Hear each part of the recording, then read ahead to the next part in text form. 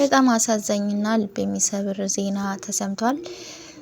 ማስተር አብነት በጽናት ታሞ ወደ ውጭ ሀገር ሂዶ መታከም እንዳለበት እንደተነገረው ተሰምቷል። እንግዲህ እሱም ለኢትዮጵያ ሕዝብ መልእክት አስተላልፏል ማለት ነው። የኢትዮጵያ ሕዝብ በየሃይማኖታችሁ ጸልዩልኝ፣ ጸሎት አድርጉልኝ ሲል እንግዲህ መልእክቱን አስተላልፏል ማለት ነው። እንግዲህ ወንድማችን ሁላችንም እንደምናውቀው የተቸገሩ ወገኖቻችንን በመርዳት በመደገፍ መልካም ስራ በመስራት ነው የምናውቀው። እንግዲህ ትንሽ ትልቅ ሳይል ሳይጸየፍ እግራቸውን እያጠበ እያለበሰ እያበላ እያጠጣ የታመሙትንም እያሳከመ የነበር ወንድማችን ነው። ዛሬ ላይ እሱ ታሞ ይገኛል ማለት ነው። ሁላችሁም በየሃይማኖታችሁ ዱዓና ጸሎት እናድርግለት። እኔ የምር በጣም ነው ያዘንኩትኝ። ለሀገር ለወገን ጥሩ ነገር የሚያደርጉ መልካም ነገር የሚያደርጉ ሰዎች እኔ ክፉ አይንካቸው፣ የምር ክፏቸውን አያሰማኝ ነው ምለው እና እኔ በጣም ነው ያዘንኩትኝ። አላህ አፊያውን ይመልስለት፣ አላህ ያሽረው ነው ምለው። ወደ ቀድሞ ጤንነቱ ተመልሶ እናየዋለን ብዬ ተስፋ አድርጋለሁ። እንግዲህ እንደተናገረው ከዚህ በፊት የካንሰር ታማሚ እንደነበረ ነው እንግዲህ ሲናገር የነበረው እና መቀመጥም መተኛትም እንደማይችል እንደነበር እና ደግሞ መኪና ሲነዳ በጉልበቱ ተንበርክኮ መኪና ሲነዳ እንደነበር ነው እንግዲህ ሲናገር የነበረው ማለት ነው። የምር በጣም ከባድ ነው። ይሄ ካንሰር የሚባል በሽታ ደግሞ ከሁሉም አይነት በሽታ የባሰ በጣም መጥፎ በሽታ ነው። ሌላው በሽታ ያው በመድኃኒትን በምንም ታገግማላችሁ፣ ትድናላችሁ፣ ያው ቀናችሁ ካልደረሰ በስተቀር ማለት ነው። ይሄ ካንሰር ግን ካንሰር የሚባል በሽታ ግን ከበሽታው ሁሉ በጣም መጥፎ በሽታ ይሄ ካንሰር በሽታ ነው ማለት ነው። ህይወትን ያሳጣል፣ አካላችሁን ያሳጣችኋል እና እኔ እንጃ፣ እኔ የምር ምን እንደምል ብቻ አላቅም። አሰላሙ አሌይኩም ወራህመቱላሂ ወበረካቱ። ሰላም ሰላም፣ እንዴት ናችሁ? ውድና እየተከበራችሁ የቻናሌ ተመልካቾቼ ቤተሰቦቼ እንዴት ናችሁ? ደህና ናችሁ ወይ?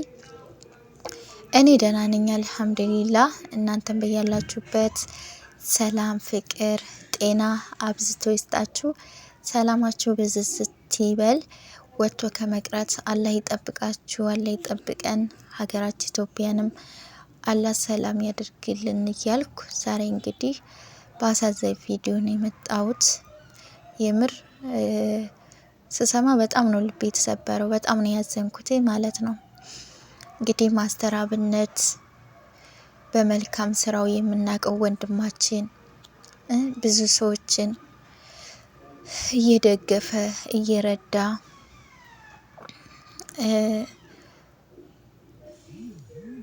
ሁሉም ቦታ ላይ የሚገኝ በጎርፍ አደጋ የተጎዱ ወገኖቻችንን ሄዶ ስንት ነገር ሲያደርግ የነበረ በዛ በጭቃ በዛ ውስጥ እንዴት ሲሆን እንደነበረ ሁላችንም ተመልክተናል፣ አይተናል።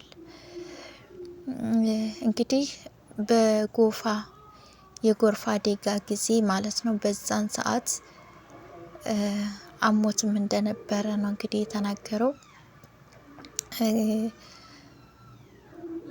የዛን ሰዓት አሞት እንደነበር እና ብቻ አላቅም። እኔ የምር እኔ በቃ ሳየው በጣም ነው ያሳዘነኝ። ሰውነቱም እንደምታዩት እንትን ብሏል።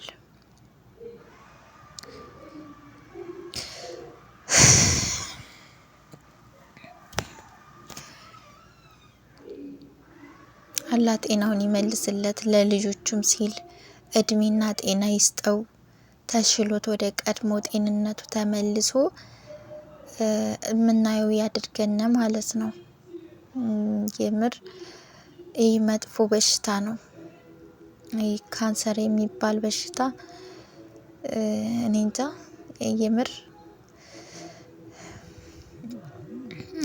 እስከ ሞት የሚያደርስ ሰውነታችሁን አካላችሁን አለ አይደለ? አሁን አንዲት እህታችን እንደዚሁ የካንሰር ታማሚ ሆና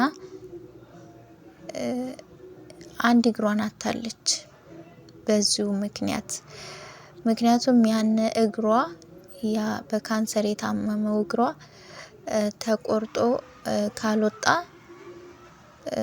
መዳን አትችልም ነበረ፣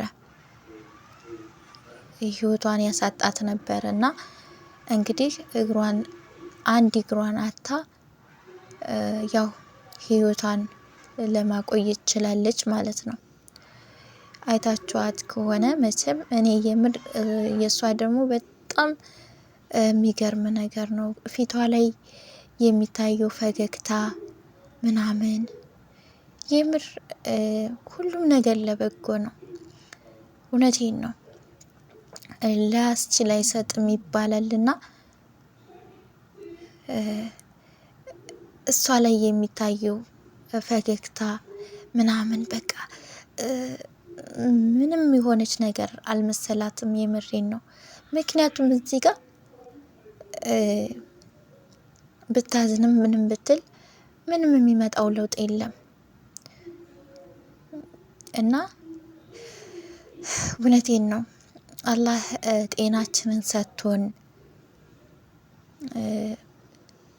የሆነ ነገር ሲጎልብን የፈጠረንን አምላክ የምናማርር ሰዎች እንኖራለን እና